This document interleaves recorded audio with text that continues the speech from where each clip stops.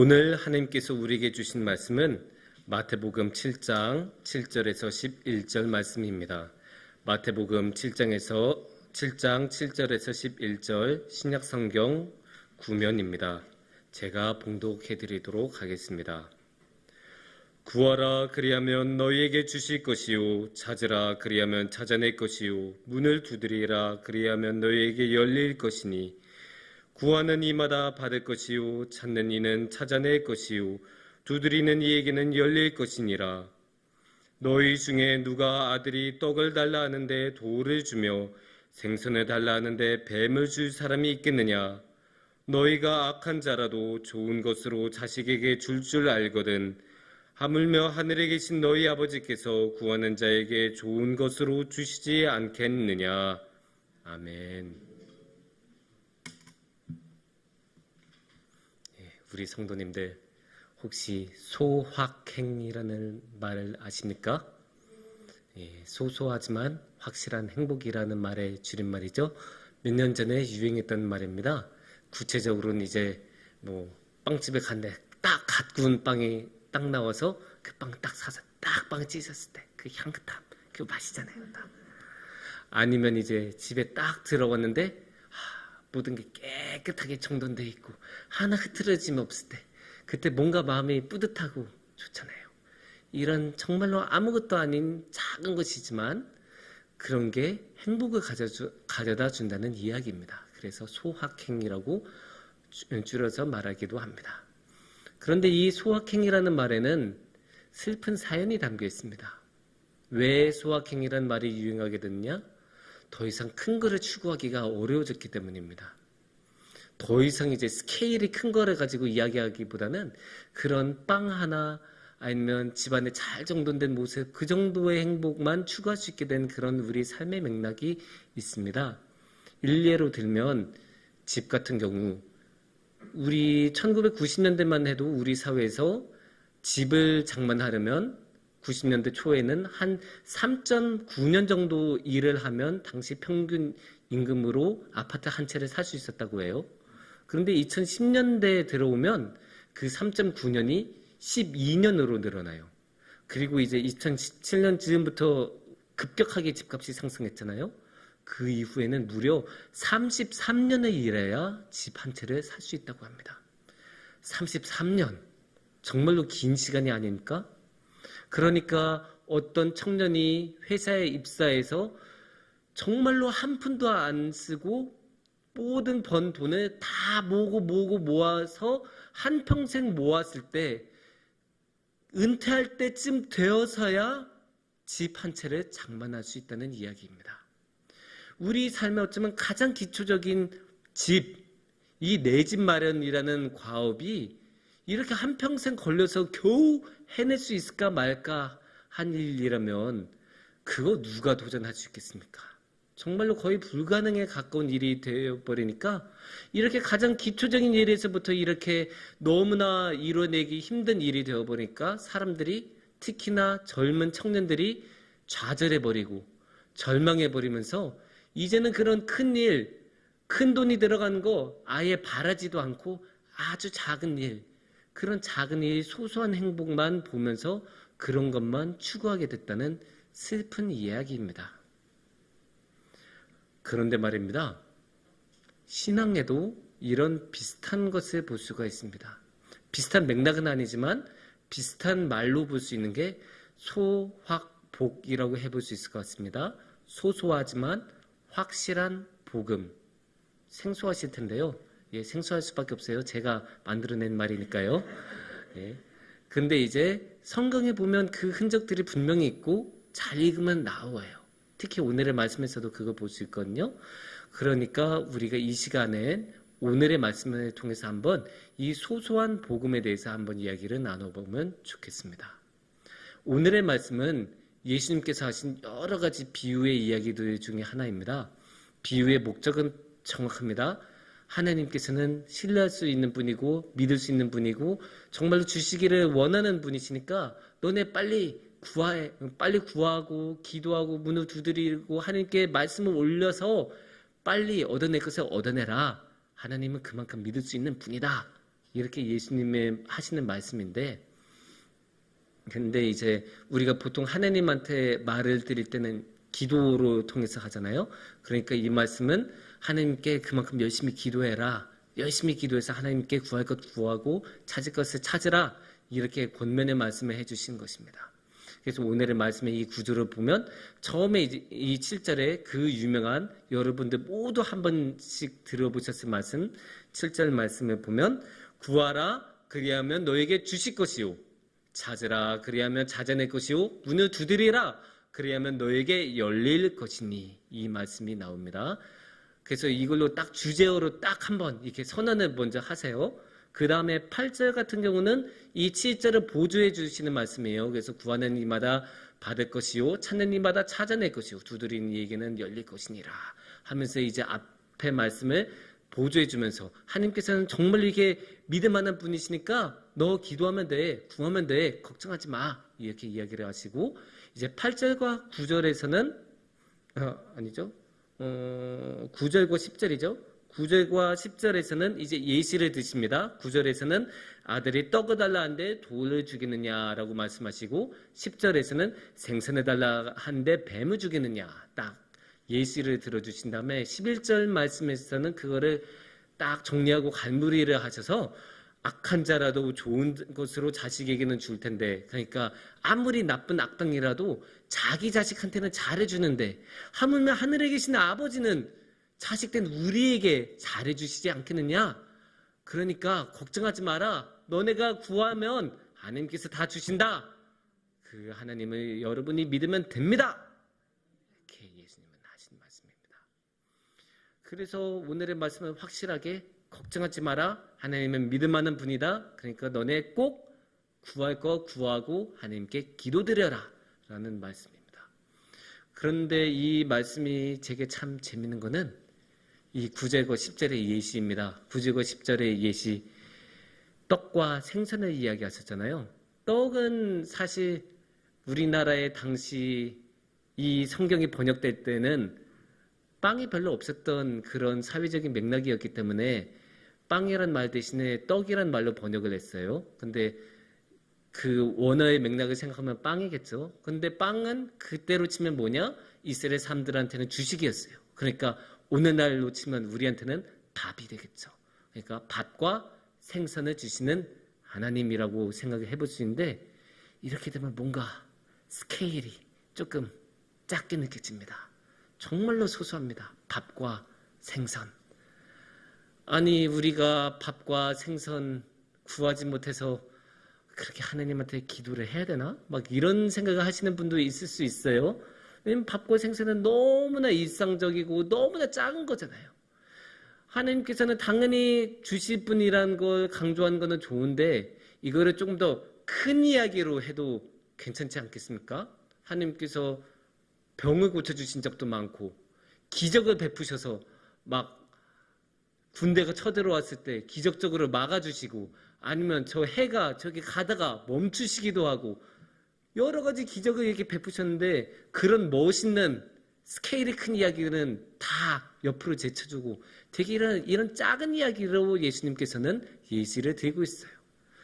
그 당시만 해도 로마 제국의 압제를 받고 있었으니까 로마 제국을 물리쳐 주시는 하나님 이렇게 말을 하실 수도 있을 텐데 아니면 아주 큰 부자가 되게 만들어주시는 하나님 아니면 나의 지병을 모두 없애주시는 하나님 이런 기적적인 하나님 이런 큰 스케일의 하나님을 말씀하실 수도 있었을 텐데 예수님께서는 이렇게 밥과 생선이란 아주 작은 것으로 이야기하십니다.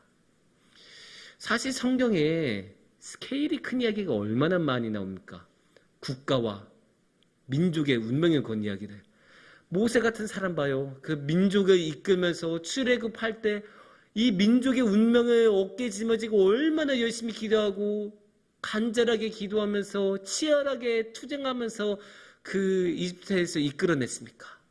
또 이스라엘의 그 수많은 왕들, 여호사밧 같은 왕들 나라가 위험하니까 얼마나 열심히 기도했어요. 히스기야도 하나님 이제 예루살렘 함락 직전입니다 라고 하면서 얼마나 도와달라고 간절하게 기도했습니까?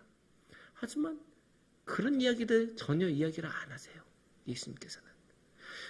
생각해보면 예수님의 이 십자가라는 것도 온 세상을 위한 십자가 아닙니까?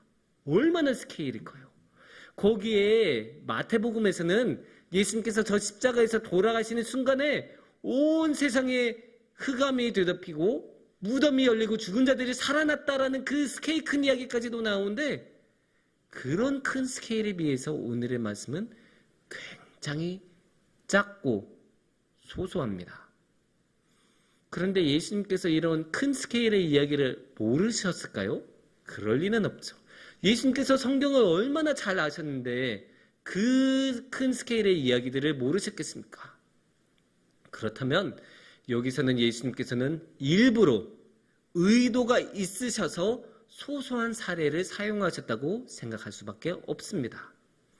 그렇다면 어떤 의미가 있는지, 예수님께서는 어떤 의도로 이런 작은 사례들을 통해서 이야기를 하시는지 한번 생각해 보도록 하겠습니다. 여러 가지 이야기가 있겠지만 크게 두 가지 이야기를 해볼 수 있을 것 같습니다. 첫 번째는, 이런 소소한 이야기는 우리의 삶에 굉장히 밀접하고 이런 소소한 이야기가 우리의 일상을 채웁니다.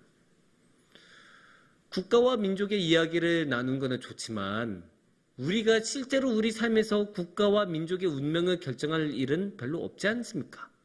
우리가 대통령이나 장관쯤 되면 모르겠지만 우리가 직접 그런 일을 하는 경우는 굉장히 드뭅니다. 오히려 우리의 삶은 무엇으로 채워져 있나요? 밥하고, 밥 먹고, 설거지하고, 빨래하고, 청소하고, 장 보러 가고, 숙제하고, 출근하고, 퇴근하고, 이런 정말로 작고 작디 작은 그런 작은 이야기들로 우리의 삶은 채워져 있습니다. 이렇게 작은 일로 채워져 있으니까 우리의 일상이 이런 작은 사례들에 굉장히 잘 부합합니다. 물론 어떤 사람들은, 특히 젊은 친구들은 나의 삶이 이렇게 작은 세상으로 끝나는 게 싫어서 더 큰 세상에 도전하기도 하고 원대한 꿈으로 상경도 하고 외국으로 나가기도 합니다. 하지만 설사 그런 도전이 성공한다고 해도 이런 삶의 소소함이 사라지지는 않습니다. 대통령도 이런 삶의 소소한 이야기들, 잠자고 밥 먹고 씻고 이런 것 없이 삶을 살아갈 수가 없습니다. 그래서 이런 소소한 삶이야말로 우리의 일상을 가득 채운다고 이야기를 할 수 있습니다. 물론 우리는 이런 소소한 복음이, 이런 소소한 사례들이 너무너무 작아서 정말로 이게 복음인가 싶을 수도 있어요. 왜냐면 이런 소소한 이야기들, 밥과 생선의 이야기는 하나님의 도움 없이도 내가 충분히 처리할 수 있을 것 같아 보이거든요. 하지만 이런 밥과 생선의 이야기를 우리가 무시하고 경히 여기면 안 됩니다. 왜냐면 이 밥과 생선이야말로 우리의 일용할 양식이 아닙니까? 누가 이 일용할 양식 없이 하루라도 살 수 있겠습니까? 물론 하루 정도는 살겠죠.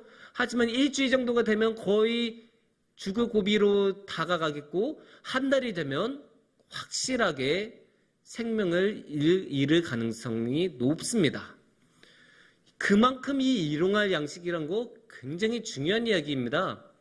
특히나 당시에는 절대빈곤층이 굉장히 높았기 때문에 이렇게 하루에 밥을 구한다는 것, 하루 먹을 생선이 있다는 것은 굉장히 중요한 이야기였습니다. 그래서 이런 일상을 채우는 밥과 생선의 이야기야말로 우리의 삶을 하루하루 연장시키는 굉장히 중요하고도 본질적인 문제라고 이야기할 수 있습니다. 여기서 우리는 하나님께서 주시는, 예수님께서 의도하시는 이 소소한 복음의 두 번째 이야기를 한번 나눠볼 수 있을 것 같습니다. 예수님께서 이렇게 소소한 이야기를 많이 하시는 것은 아무래도 이 소소한 복음은 따라서 실천을 하고 따라서 살아갈 수 있기 때문입니다. 국가와 민족에 관한 거 참 좋은 이야기입니다. 큰 이야기 너무나 좋아요. 딱 들으면 그래, 맞아 그렇게 하면 될 거야 라고는 생각하지만 그거 우리 보고 지금 하라고 하면 그거 어떻게 하겠습니까? 갑자기 누가 와서 당신 모세처럼 이 민족의 지도자로서 활동해 주세요. 그렇게 말을 하면 우리 중에 누가 그걸 선뜻 나설 수 있겠습니까? 무엇부터 시작해야 될지도 모르고 그 엄청난 그 많은 일들을 우리가 어떻게 감당할 수 있겠습니까? 하지만 이 밥과 생선의 이야기 정도는 우리도 해낼 수 있지 않겠습니까? 이 밥과 생선을 주셨다는 건 우리 모두 다 체험을 했던 이야기들이고, 그런 밥과 생선을 주시는 하나님을 믿는 것 정도는 우리도 할 수 있다고 생각을 합니다. 그만큼 우리의 삶에 밀접하고 우리의 삶을 가득 채우고 있는 이야기이기 때문입니다. 거기에 한 걸음 더 나아가면 우리가 살다 보면 이러한 소소한 이야기들을 실천하는 것이 의외로 힘들다는 것을 알 수 있습니다. 오늘의 소소한 복음의 핵심은 하나님을 항상 잊지 않고 신뢰하고 믿는 것입니다. 그런데 우리가 살다 보면 이 믿음이란 걸 얼마나 쉽게 잊어버립니까? 막 바쁘고 생각 없이 살다 보면 우리의 일상의 불안들이 우리의 마음에 엄습하고, 그러다 보면 하나님 잊어버리는 거예요. 이 소소한 복음이 얼마나 힘드냐면 우리 마음에는 항상 죄악이 가득 차 있기 때문에 항상 집중해야 이 죄악에 빠지지 않을 수 있어요. 그래서 이 복음을 지키려면 항상 집중해야 되는데, 우리가 매일의 일상에서 이 집중력을 잃어버리는 경우가 얼마나 많이 있습니까? 우리는 너무나 허약한 인간들이고 너무나 연약한 인간들이기 때문에 너무나 쉽게 이 집중력을 잃어버리기 때문입니다. 그건 어쩔 수 없어요. 우리의 한계예요. 그렇기 때문에 항상 주님께 기도하고 더 기도하면서 이 확실한 이 복음을, 우리가 소소한 복음을 따라갈 수 있게 해달라고 하나님께 구하면서 기도해야 되는 거예요. 이렇게 소소한 복음을 따라가고 실천하는 게 어려우니까, 그런 비슷한 맥락에서 러시아의 소설가 도스토옙스키는 이런 말을 했어요. 온 인류를 사랑하는 것은 쉽지만 한 명의 사람을 사랑하는 것은 어렵다. 오히려 큰 스케일의 사랑은 하기가 쉽다는 거예요. 왜냐? 아무도 확인을 안 하니까. 나하고 거리가 멀리 떨어져 있으니까 그냥 말만 해도 돼요. 실제로 행동 안 해도 돼요. 그냥 난 이 세상을 위해서 살 거야, 난 이 세상에 복음을 전하면서 살 거야 라고 말만 열심히 해도 누가 그거를 확인하고 누가 그거를 체크를 하겠습니까? 그러니까 그거는 오히려 하기가 쉬워요. 하지만 한 사람의 인간을 사랑하는 건 정말로 힘들어요. 왜냐면 사람마다 다 다르고 생각하는 게 다르다 보면 부딪히는 게 생기는데, 그 모든 부딪히는 것에도 불구하고 그 모든 것을 감내하면서 다 따르고 그렇게 해주고 사랑해야 되지 않겠습니까? 그런 면에서 가족을 사랑하는 것은 굉장히 힘듭니다. 왜냐면 우리 가족은 매일매일 부딪히잖아요. 매일매일 삶을 공유하고 매일 같이 활동하다 보니까 그만큼 부딪힐 일도 많고 의견 대립도 많이 나오고, 사소하지만 자주 신경을 긁고 거슬리게 하는 게 그렇게 많아요. 치약을 앞에서부터 짠다. 화장실 청소 제대로 안 해놓는다. 쓰레기통 열어둔다. 화장실 불을 켜놓고 나온다. 이런 아주 작은 것들. 그런데 그거 방금 전에 말한 거 4개 다 돼 있으면 우리의 소소한 행복이 깨지는 거예요. 그만큼, 그러면 어떻게 되겠어요? 그 소소한 행복을 깨트리는 그 가족 구성원에 대해 화살이 날아가겠죠? 그래서 우리 선조들은 뭐라고 했습니까? 저건 가족이 아니고 웬수요. 그렇게 말하지 않습니까? 이거를 조금 더 멋있는 말로 하면 기타노 타케시라는 일본의 영화 배우는 이렇게 말했습니다.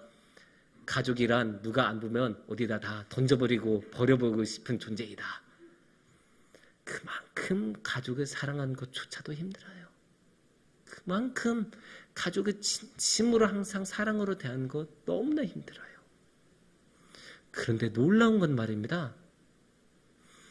하나님께서는 우리를 가족으로 부르신 것으로도 모자라서 이 가족인 우리를 항상 사랑하고 지켜주시고 도와주신다고 이야기하고 계십니다. 특히 11절에 그게 잘 나와요. 11절을 보면 예수님께서는 하나님은 그냥 하나님이라고 말씀을 안 하세요. 너희 아버지께서, 어디에 계신? 하늘에 계신 너희 아버지께서라고 이야기를 하세요. 하나님하고 우리는 그냥 하나님하고 인간이 아니에요. 아버지하고 자식이에요. 가족이에요. 그리고 가족이면 뭐라고 했어요? 매일 보고 매일 같이 살다 보니까 그만큼 부딪힐 게 많다고 했죠? 그러니까 가족인 하나님께서 우리의 죄악을 얼마나 많이 보시겠어요? 우리가 또 살면서 얼마나 많은 죄악을 저질러요? 그런데도 하나님께서는 그 모든 것을 감내해 주시고 그 모든 것을 용서해 주시고 그 모든 것을 그래 괜찮다 다 용납해 주시고 거기서 더 나아가서 너 필요한 거 있으면 나한테 말만 해라. 내가 다 해주겠다. 그렇게 이야기해 주겠어요. 이렇게 하나님께서 관용이 많으시고 인자하시고 사랑이 많으신데 이게 복음이 아니겠습니까? 이것 이상으로 확실한 복음이 어디 있겠습니까? 이게 아무리 작은 복음이라도 이거보다 더 확실하고 큰 복음이 어디 있겠습니까? 그래서 이게 비록 작은 사례이고 소소한 복음이라도 이 안에 담겨있는 사랑은 절대로 작지 않고 이 안에 담겨있는 복음만큼은 절대로 소소하지 않습니다. 사랑하는 성북중앙교회 가족 여러분, 저는 우리 성북중앙교회 성도님들이 모두 이 소소한 복음을 마음속에 품고 지내셨으면 좋겠습니다. 이 예수님께서 우리에게 얼마나 많은 사랑을 베푸시는지, 이 예수님께서 어떻게 우리에게 이 사랑을 전해주셨는지, 그리고 하늘에 계신 아버지께서 얼마나 변함없는 한결같은 모습으로 우리에게 사랑을 주시라고 준비되고 말만 해라라고 기다리고 계시는지, 그 복음을 우리가 알면 이 복음을 우리는 놓칠 수가 없어요. 너무나 소중한, 비록 작고 소소하지만 너무나 확실하고 너무나 큰 사랑이 담겨있는 복음이기 때문입니다. 그래서 특히나 우리의 자녀들이 이 큰 그리고 이 소소한 복음을 알아갔으면 좋겠습니다. 그래서 이제 토요일하고 주일이 되면 우리 아동부에서 이제 또 영성수련회를 이제 진행을 하는데 그 영성수련회가 좋은 계기가 되어서 우리 아이들이 다 이런 소소한 복음을 마음속에 깊이 품을 수 있게 되었으면 좋겠습니다. 그것을 위해서 우리 모두 함께 기도하고 하늘에 계신 아버지께 구했으면 좋겠습니다.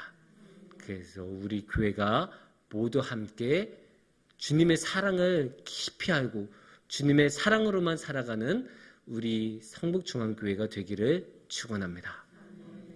함께 기도하시겠습니다.